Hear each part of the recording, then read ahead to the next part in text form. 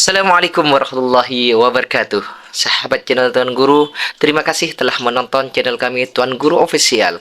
Tidak lama-lama, yuk kita simak bagaimana tanggapan Cak Non tentang habaib di Indonesia yang akhir-akhir ini menjadi polemik yang berkepanjangan. Bagaimana definisi habaib itu sendiri? Penasaran? Yuk kita tonton sampai selesai.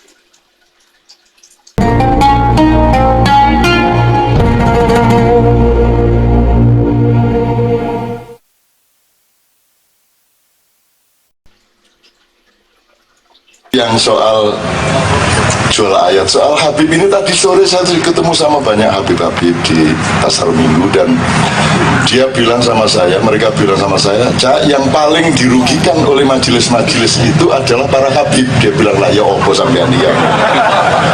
Aku rene kate sambat, malah Habib sing paling sambat saya. Artinya Habib-Habib yang benar, yang memang Habib, yang tidak akan melakukan hal-hal yang prematur dan kapitalistik seperti itu, apalagi yang politis dan provokatif, itu justru yang paling merasa dirugikan. Karena kalau Habib itu berpenampilan dan berperilaku seperti itu, nanti Habib yang beneran menjadi terimbas. Nah, siapa Habib? Siapakah Habib? Siapakah habaib? Ini ada kontroversi. Sebaiknya kita teliti.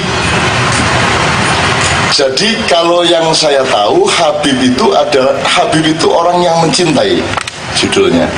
Artinya Habib itu orang yang mencintai. Kalau mahbub itu orang yang dicintai. Jadi Rasulullah itu mahbub, yang mencintai namanya Habib. Jadi itu banyak orang dari Arab agak selatan itu kagum sama Muhammad. Terus mereka rame-rame berdatangan ke Mekah. Kok ada orang Arab kok suka bertapa? Itu ini mesti ada turunan Sunda. Tuh. Maka sangat mencintai, tapi mereka kemudian pergi dari Mekah karena mereka tidak tahan melihat perilaku di sekitar Muhammad. Jadi mereka orang yang sangat kagum dan sangat mencintai Muhammad. Itu juga datang dari Persia, karena Persia sendiri sebenarnya memang ahlul bait. Kalau Anda cari ginekologinya, genetikanya, orang Persia sendiri, meskipun Rasulullah tidak mengangkat Salman Al-Farisi sebagai ahlul bait, sesungguhnya dia memang sudah ahlul bait kalau Anda melihat sejarah nasabnya. Nah, kemudian Habib ini rancu kemudian karena di dalam riwayat sejarahnya kemudian dianggap mereka ini turunan Nabi. Nah, ternyata ada dua Habib. Ada Habib yang orang lain di luar bangsanya Muhammad yang mencintai Muhammad. Ada juga pecinta Muhammad yang dari kalangan Muhammad sendiri yang kemudian secara khusus disebut Ahlul Bait. Itu teman sekalian. Nah, antara Ahlul Bait sama Habib ini menjadi rancu, tidak jelas. Ada Al-Atos, ada Al-Gembu, ada Al-Kohol, ada Al-macam-macam. Allah mek nuthuk ana nuthuk ya Anda.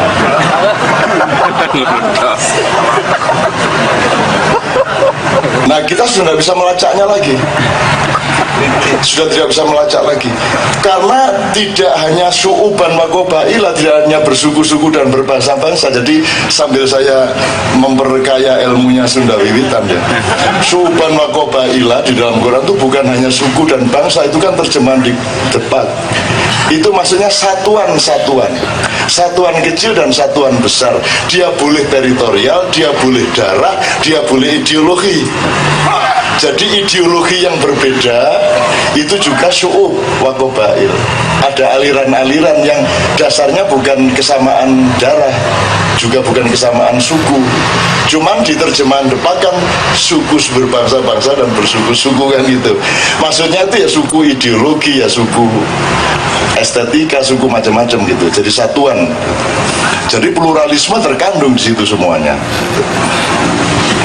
Jadi kembali ke soal habaib tadi, suku-suku, satuan-satuan di antara Habib ya macam-macam. Ada Habib yang merasa berhak untuk dihidupi oleh umatnya. sampai tingkat di mana Habib itu ditampung di rumah umat siapa saja yang mau, dibikinkan kamar, dikasih makan tiap hari, terus dia kerjanya memberi nasihat. Kalau Anda dibuka lamaran audisi, saya kira Anda mau itu. Kerjanya memberi nasihat, makan dan kamar tersedia lah, enak. Jadi esok-esok mari sarapan Rasulullah dulu itu ya. Gitu. Ke Nanggerdu, qala Allah Ta'ala gitu. Kok ketemu kucing, ya kucing. Kok ketemu kebo, innal kebo. Wah. Enak. Jadi ada Habib yang seperti itu. Artinya saya punya pengalaman pribadi. Ada yang sekedar merasa bahwa dia wajib meneruskan kearifan kelembutannya Muhammad, maka dia juga berlaku lembut dan arif, tapi tidak minta-minta. Dia jualan sajadah, dia jualan karpet, dia jualan dagang beneran gitu loh. Tapi di antara mereka ini sudah sangat rancu. Menurut beliau-beliau tadi dalam pertemuan sore, yang Anda keluhkan itu adalah Habib-Habib yang masih belum matang, yang belum tentu nasabnya, dan masih karbitan, dan lahir karena ada kepentingan-kepentingan vertikal maupun horizontal secara bisnis maupun politik. Akhirnya produknya seperti itu, tapi saya tidak mau putus asa hanya karena itu. Mbok nggawe majelis Rasulullah 1, Rasulullah 2, 3 sampai 350. Enggak, iya sak Jakarta gak ada masalah aku. Gak punya masalah saya. Orang Islam, Khalifah Allah tidak punya masalah kate lapo. Belum duit utang akeh, ancene utangku akeh tapi gak masalah kate lapo kon. Ngono kok urip iku. Memang saya banyak masalah, tapi saya tidak masalah terhadap masalah saya. Ngono lho, cara ngurip iku. Kudu wani ngono, nek gak ngono lara temen kon. Jadi kebentuk diel, enake iki. Iki nek gak gudeg iki ya tempe penyet iki. Hilang rasanya, Mas. Anda kalau tidak percaya, zaman kecil kan suka gini. Baik, coba Anda latihan. Enggak teko omah ngene-ngene kok. Cek bojomu lapo Mas kok gendeng sampai baik. Anda ciptakan, Anda punya hak khalifah, kendalikan dia, wangi. Masih badut. Wangi.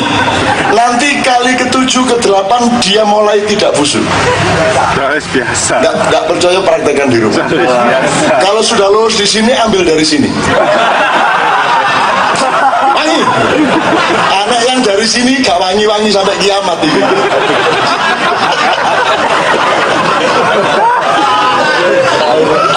Saya pengalaman saya sebagai anak langgar toh. Orang langgar itu langgar itu surau kecil, dan saya dibesarkan oleh surau, dan itu kalau tidak ada nakalnya seperti itu namanya bukan santri. Tanda santri adalah pernah nyuri kelapa, pernah masuk warung kalau sudah tutup kita gangsir, kita masuk sisa-sisa dicobeknya itu kita jilat-jilat gitu. Pokoknya orang hidup di langgar harus agak ngelanggar, namanya juga langgar kok. Saya dulu pinter ngaji karena dilanggar gitu loh. Jadi saya kalau di desa itu kan tidak ada dawet, yang ada katok komprangan dari sawah ya ke masjid. Akhirnya kalau di masjid terus sarungnya digini-gini, soalnya dicopot, taruh di belakang pintu. Nah begitu misalnya ada 8 orang-orang tua dari sawah sholat, ini soalnya ngelempro sampai tak jupuk aku gede ini, tak jalan buku. Jadi selanggari kuatok sampai terus Melayu aku gitu. Seneng banget aku. Jadi saya sudah bahagia sejak kecil, sehingga saya di masa tua ini tidak cari kebahagiaan dari siapa-siapa. Ngono loh, saya nggak akan nyuri apa-apa. Mergo aku wis tahu ngene iki, Man. Yang paling serem kalau sudah ada orang sholat, kita ambil tabuhe beduk, pas sujud ditelek ini.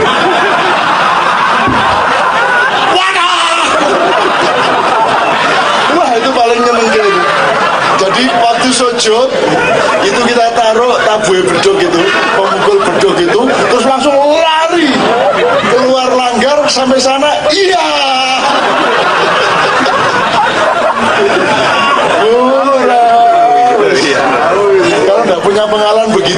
jadi koruptor besarnya. Karena nggak bahagia di masa kecil, saya bahagia banget kok.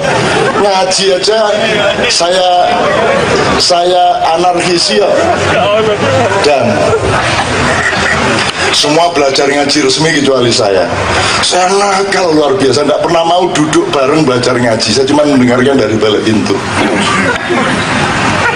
Tapi saya hafal. Terus saya, begitu mereka ngaji, terus ayah saya dari luar pintu juga mengingatkan karena ayah hafal Quran. Terus, keliru itu, gitu. Nah, nanti saya lewat depan langgar. Pempojarot tak balang rutu.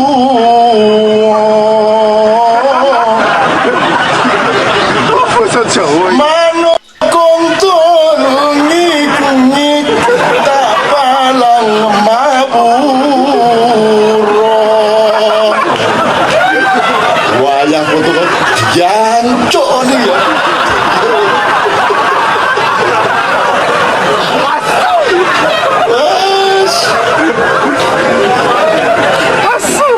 Itu masa kecil saya, bahagia banget sama Allah itu. Makan gak karu-karuan, wah berkelahi, diadu. Jadi setiap malam itu langgar ditutup, diadu. Yang gede-gede ngedu sing cilik-cilik. Wah saya gelut itu gak tahu udah ratusan kali saya. Piding-pidingan.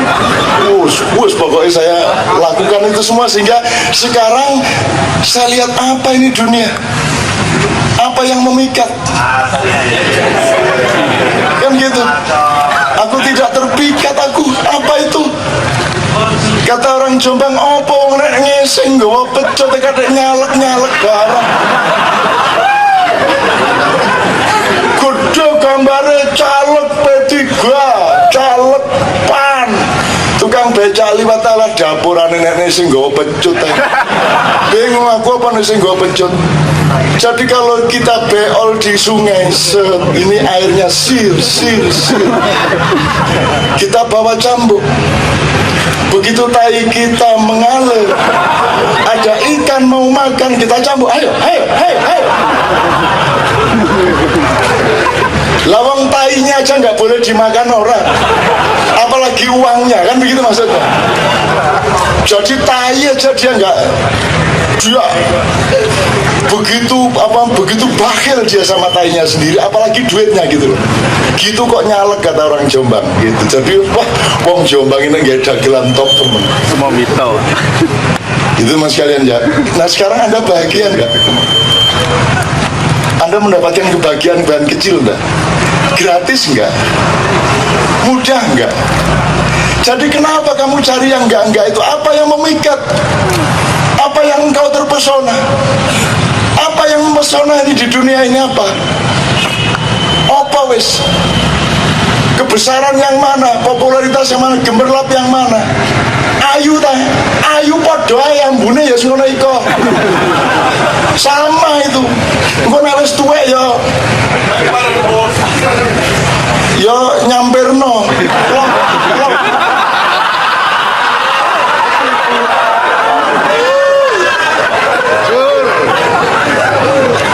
Kecantikan jangan dicari di wajah istrimu, jangan dicari di indahnya badan istrimu. Kecantikan ada di dalam kerjasama cinta kasihmu bertahun-tahun dengan dia. Temukan kasih sayang itu, maka sampai tua pun dia tetap cantik. Kalau nggak bisa begitu, nggak usah kawin. Kandi, nggak usah. Halo, kanca-kanca sekalian. Jadi soal Habib terakhir, ya sudah ketawa aja lah. Yang penting Anda tidak ikut. Beberapa teman di sekitar Anda juga diajak omong. Saya tidak putus asa karena kan itu baru dilakukan tadi sama kemarin toh. Besok kan belum toh. Besok kan belum ada dosa. Besok kan bersih. Kamu percaya nggak sama besok? Percaya. Bisa nggak besok manusia berubah? Baik kecil maupun besar. Dan kamu pikir perubahan bisa dilakukan oleh manusia? Bisa sedikit-sedikit, tapi Allah yang akan merubah semuanya. Kamu pikir kalau Allah mengatakan, wahai manusia, aku tidak akan merubah engkau sebelum engkau sendiri merubah dirimu. Kamu pikir itu terus, coba kalau kamu cerdas, la yughayyiru ma biqaumin hatta yughayyiru ma bi anfusihim. Kalau kita kurang ajar sama Allah terus jawab gini, loh Tuhan, kalau memang engkau mengatakan engkau tidak akan merubah nasibku sebelum aku merubah nasibku sendiri, kan gitu. Tuhan, ini gimana sih? Kalau saya sudah merubah nasibku, untuk apalagi kau merubah? Jadi yang primer itu perubahan dari kita atau dari Allah? Jadi Allah cuma mau bilang gini loh, wis tokon iku sing penting ketok sembayang lah, sing penting ketok macul-macul, ketok nyambut gawe. Pamit kok bojomu jam 8 esuk mbuh nang ndi turu ndek gedung kok sore mulai wis lumayan lah.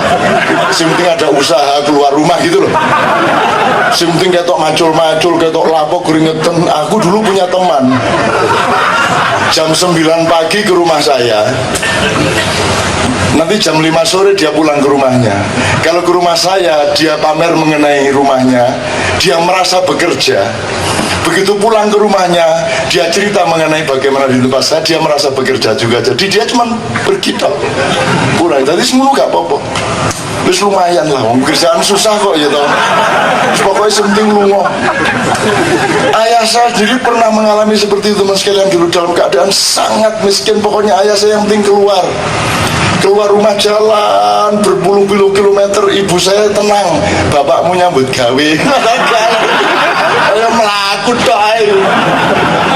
Ya tapi lumayan gitu loh. Yang penting ya Allah, ya hanya ini yang bisa aku kerjakan, melaku. Gitu kan. Nah, terus karena kita niat beneran, Allah akan bekerja untukmu.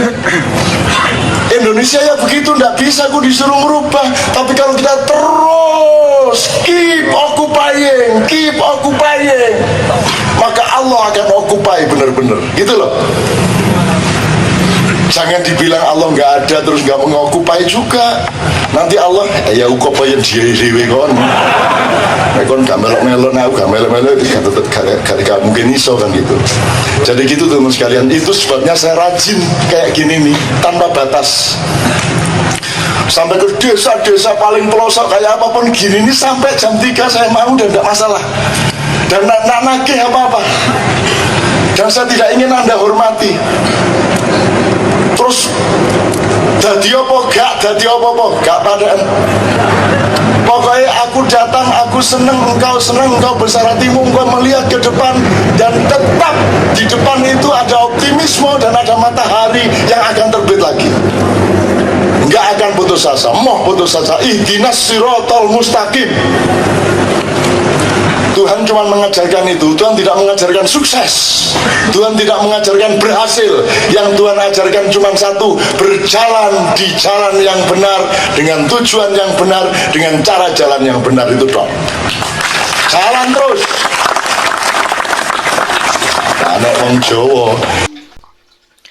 Terima kasih telah menonton channel kami Tuan Guru Official. Jazakumullah khairul jaza. Semoga kita selalu diberikan nikmat iman dan Islam, diberikan rezeki yang halalan thayyiban, rezeki yang barakah dan berlimpah. Cukup sekian saja dari kami. Manakala ada kesalahan dan kekurangan, kami sebagai manusia biasa tidak luput dari salah dan luput. Assalamualaikum warahmatullahi wabarakatuh.